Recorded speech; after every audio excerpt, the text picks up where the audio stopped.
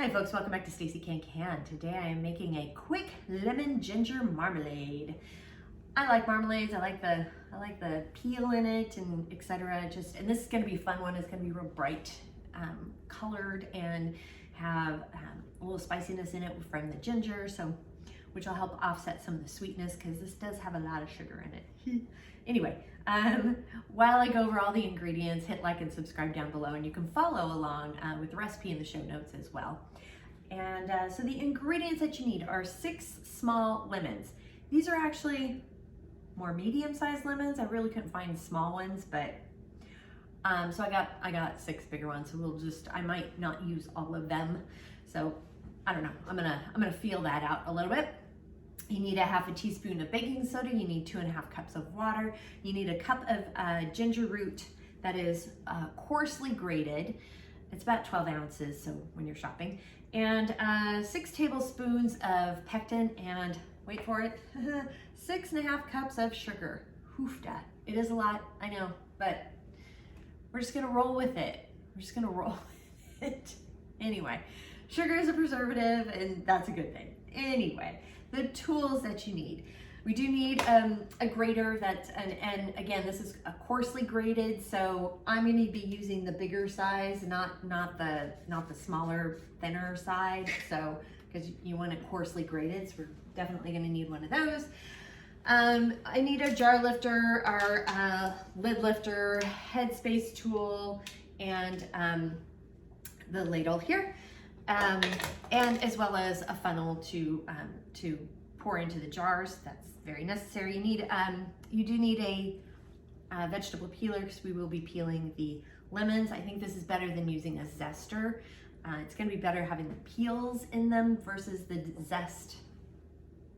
You could probably just use a regular zester as well if you want. You do you on that piece. Maybe I'll use a zester. Who knows? And then also a knife. You're going to need to do it, and some measuring spoons and cups, etc. Also a smaller dish. We're going to need a bigger bowl. Make sure to pre-measure all of your sugar ahead of time because it needs to be dumped in at the same time. But after you pre-measure, you need something to put the pectin in, and then mix some of the sugar mixed in with the pectin. Because if you dump the pectin straight into the pot, without mixing in with the pre-measured sugar, it will clump up. So and then it's hard to unclump when you're cooking. So the added sugar from the pre-measured sugar will help with that. And I'm heating the lid, so I have a pot for that and a stock pot, and I've got my canner. This makes about 7 half pints, so I had to bring out the bigger canner. So that's what we're doing there. All right, so with all that, let's go ahead and get started. So I do like to take some hot water and pour it over the lemons just to give them a quick bath to wash off any little gunk that could be on them, and then wipe them off with a paper towel. So I am using the zester because it does a really good job of keeping the pith, the white part, out of it. And it does say you can use a paring knife and then cut the strips into thin pieces. So I just thought I'm going to go ahead and just use the zester here because then I get to skip that step. So a little vegetable or zester tool is handy. I'm going to measure out all the dry ingredients and the pectin as well. Now I'm going to coarsely grate the ginger until we've got a cup. Now I'm going to add the peel of the lemons to a big stock pot.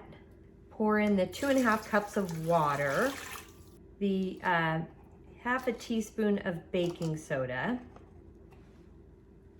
and we're going to bring this to a boil. I got a nice boil going here, so I am going to reduce the heat. We're going to gently boil this, and I'm going to cover it too. We're going to set a timer for 5 minutes. So now we're going to remove the segments from the membrane and such. And to do that, we got to cut away the pith, which is the outside layer here. So it's kind of a good idea to get yourself a decent base. So you want to get that area, which is a good idea. And then we're just going to cut around and try to get as much of the pith off as you can. And then and you can see where the membrane is, and you just want to kind of cut the segments out of the membrane like so. And it's a good idea to get a sharp knife. My knives aren't terribly sharp, but I'm doing the best I can. Now, as you see some seeds, make sure to get those out. There's some seeds in this little membrane here, but you just do your best to get out the seeds. See, another one fell in. And try to remove the membrane as you go. Sometimes little pieces get caught there. And just remove the seeds too.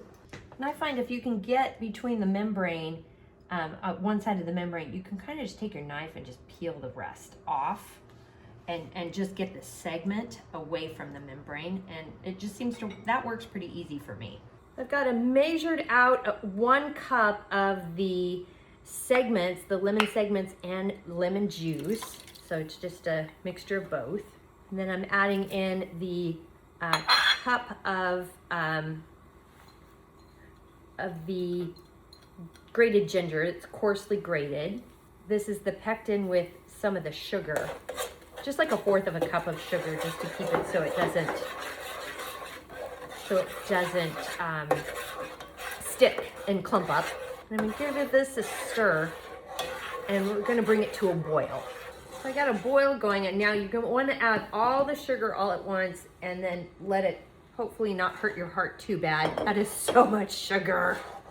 And now we're gonna bring this to a boil again, and we're gonna boil it hard for 1 minute. So I've got a good boil going here. We're gonna boil it hard for 1 minute. I've set the timer, and you wanna stir constantly. So the timer has gone off, that 1 minute timer. So I'm getting my jars out of the canner here. They've been heating up while we're making all of this delicious marmalade.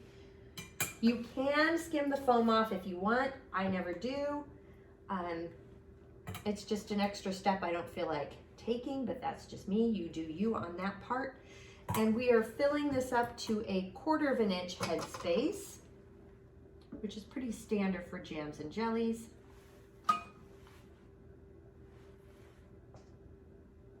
Just a little more. Got it there. And then I have my paper towel here that I like to use and using the lid water to clean the rim of the jar.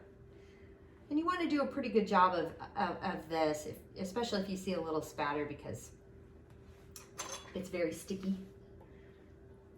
Use my lid lifter to take my lid out of the pot, and then use a band. And I just want to twist it on just at fingertip tight. That's it. And then carefully lift it back up in and put it into the canner. And do not tip or tilt, just be careful as you go. I got all the jars in the canner here. I've set the heat up to high, and when it comes to a rolling boil, I'll set the timer. Got a rolling boil going in the canner, so I've set the timer for 10 minutes. For more altitude information and what time to set it in your location, just look off to the side here or check down below in the show notes. Timer has gone off, so I'm gonna go ahead and cut the heat, and then carefully lift the lid away from your face. This will give you a facial you don't want. It's very hot. And I'm gonna set the timer for 5 minutes. This will allow the food in the jars to settle, and it helps with the sealing process. The 5-minute timer has gone off, so I'm gonna go ahead and remove the jars. And remember to do so, you just wanna lift them up and over. Do not tip or tilt. This is how we make a quick lemon ginger marmalade, and it is very tasty. So it did make 7 half pints, and then there's just this little bit of extra. It didn't quite make a full pint, but look at how beautiful it is. Isn't that pretty? And the flavor is spectacular. Really lemony forward flavor, not too sour, because a lot of sugar in it, so it really cuts the tartness there. But the ginger really comes through, so you get that lemon full flavor and then the punch of that ginger spiciness afterwards. So if you don't like a little spice to it, you're not going to enjoy this. at all, probably. Like, I don't think my mom will like it. Love you, Mom.